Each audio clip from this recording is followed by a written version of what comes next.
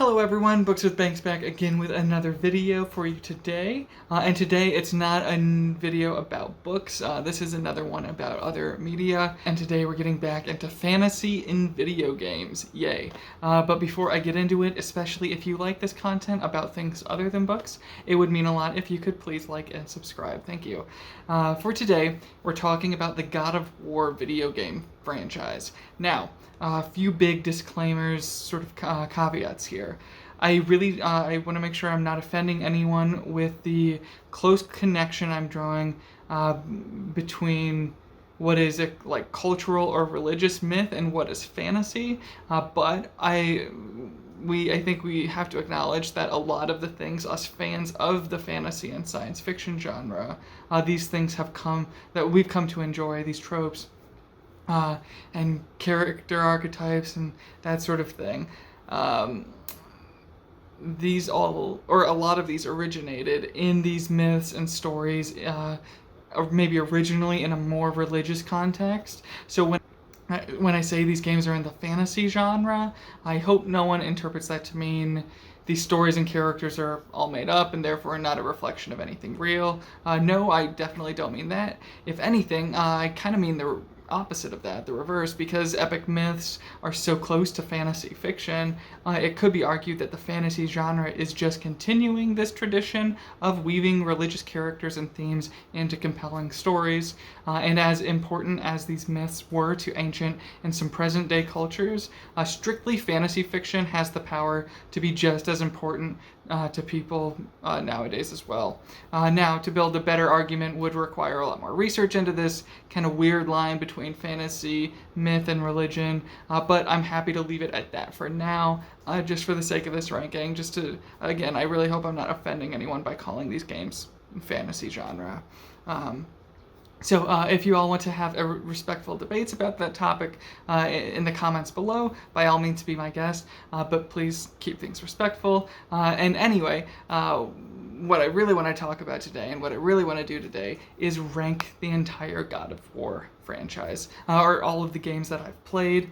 So I've just beaten the main storyline of the most recent game, God of War Ragnarok, and I've played the 7 other main titles of the series. And I know there's some text-based stuff, maybe smaller mobile games and whatnot, maybe some DLCs too that I haven't heard of,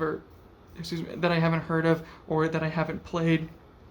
So please let me know down below if any of that stuff is essential, and if you think I should definitely go back and give those other kind of offshoot side games a try, or experiences a try. But having played these 8 games, I by and large love this franchise. I played 5 of the games as part of an HD collection for the PlayStation 3.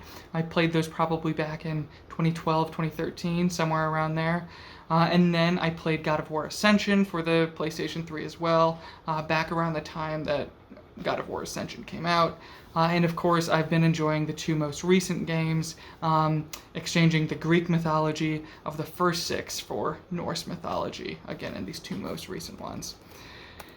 For those unfamiliar with the series, here's a brief rundown before I get into the ranking. Again, I can put a time code for when that actual ranking is going to begin, but a brief rundown of what the series is about to see if you might be interested in it. So Kratos is this character. He's a famed Spartan general who makes a deal with and essentially becomes the pawn of Ares, the Greek god of war. Ares tricks Kratos into committing a horrible, horrendous action, and Kratos is about to kill himself for this atrocity that he's just committed. But the other Greek gods have schemes of their own, and some of them want to use Kratos' new hatred for Ares to their advantage by sending this godling, this demigod Kratos, after his former master, the god of war Ares. So Kratos does their bidding, encouraged on by his rage and desperation to get revenge on the god of war. Beyond that first game, though, we see how the Greek gods then continue to play with Kratos, and how he pursues his revenge quest against many of these other gods through prequels and sequels, all eventually culminating in Kratos leading the Titans in war against the main pantheon on Mount Olympus. After all of that violence is done with, years later, Kratos finds himself a man with a wife and a son living in and around the 9 realms of Norse mythology. So Kratos and his son go on several adventures and meet several key characters in this kind of reboot of the franchise. And of course, people like Freya, Balder, Thor, and Odin show up in this kind of reset, this switch, pivot away from Greek to Norse storytelling. So the reboot is much more character focused, and the main idea is now much less focused on the revenge and the violence, and much more focused on how Kratos really regrets all of the violence of his past life and how he wants to be a better example for his son. So that's the series of 8 games in a nutshell. Hopefully I didn't give away too much there. If you're, I don't want to spoil things if you haven't played these and you're maybe about to. But now for my ranking. So in 8th place, I have to put God of War Chains of Olympus. This game was originally released on the PSP, however I played it on the HD collection for the PS3. This is a very straightforward God of War game. It was released after the first game, or I think after the first game, maybe after the first 2 games came out. And it is a prequel. The story itself isn't that bad. It's largely concerned with Kratos' regret for having killed certain people in his life, this atrocity that Ares kind of tricked him into, but it doesn't look the best. Like, the actual graphics aren't the best, the performance isn't the best, it's pretty bare bones, and yeah, that's about it. That's about all I have to say for God of War Chains of Olympus. There are better PSP games, there are better prequels, there are just better God of War games in general. It's still, it's decent, and I don't think any of these games I would consider a waste of time, but there's everything that this game does well, other games in the series do better. So, in 7th place then, I'll put God of War Ascension for the PS3. I believe this is the first one chronologically, but the 6th game to be released. Kratos is trying to break his ties to Ares after what Ares had, like, the atrocity he just had him do, and so Kratos has to confront the Furies before he can make this happen, before he can break this, like, unbreakable oath, basically. And there are a few cool set pieces, like putting back together a giant statue, that make this one stand above Chains of Olympus. It also just plays better, I think. The developers had, made more of these games between, or had made more games by this point, and so I think they just were a little bit more skilled at what they were doing. And then I will say with this game, a lot of it is pretty boring, though, and it seems like we're kind of covering a chapter of Kratos' story that didn't really need its own, like, dedicated game to, like, explore that kind of chapter of his life.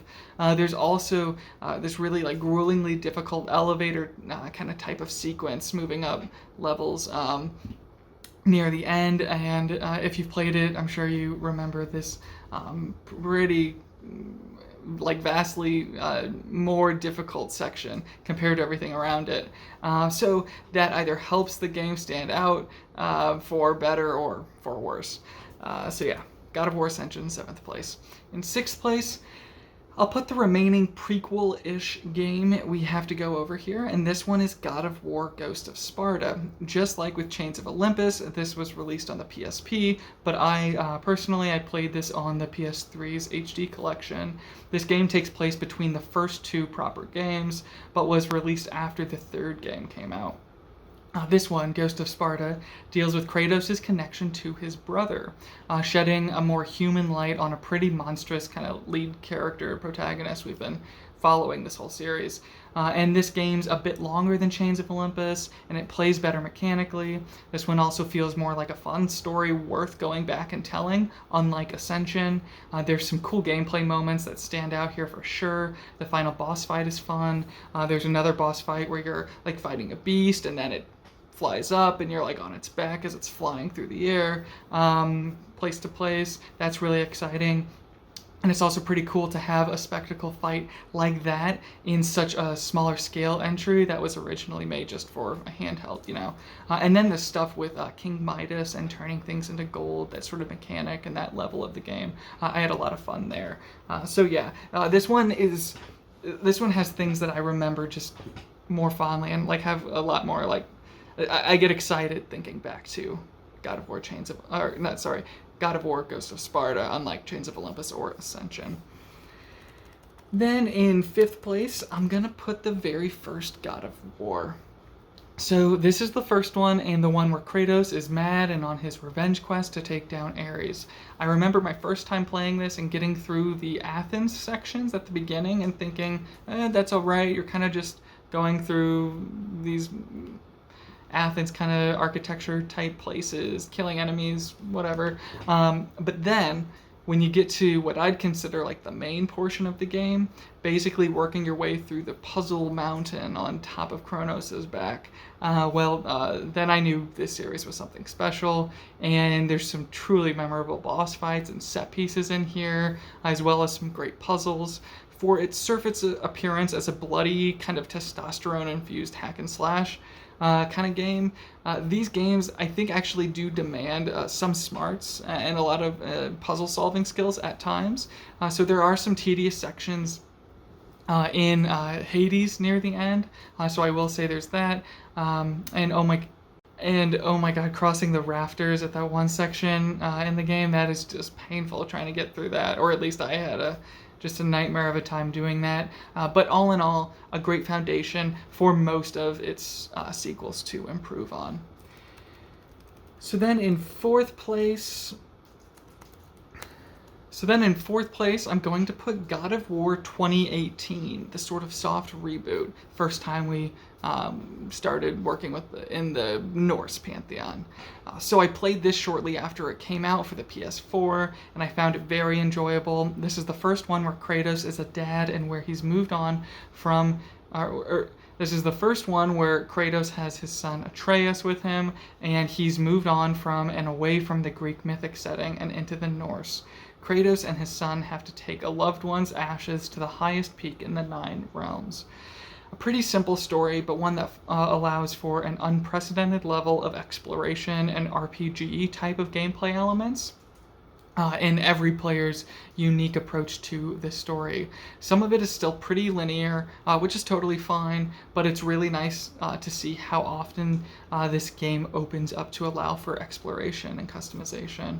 The game looks and plays beautifully, the emotional storytelling is really great here, and it's nice to see the series take a more serious approach with its characters. The biggest negative, however, keeping this out of the top 3 for me, is how many of the boss fights feel kind of the same and kind of like just mini bosses, and a lot of the smaller actual mini bosses, they're just average combat encounters or with slightly more difficult enemies, and they get a little bit repetitive. It would have also been nice to meet a few more of our favorite Norse pantheon characters in the first game, but that's not I'm not going to hold that too much against this game, because the sequel more than makes up for not including too many of them.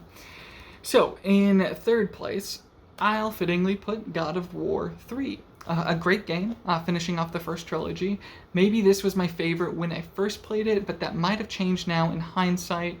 Anyway, this one picks up exactly where the second game leaves off. Kratos is literally leading the Titans to climb up Mount Olympus and wage war against the handful of gods at the very top of the Greek pantheon.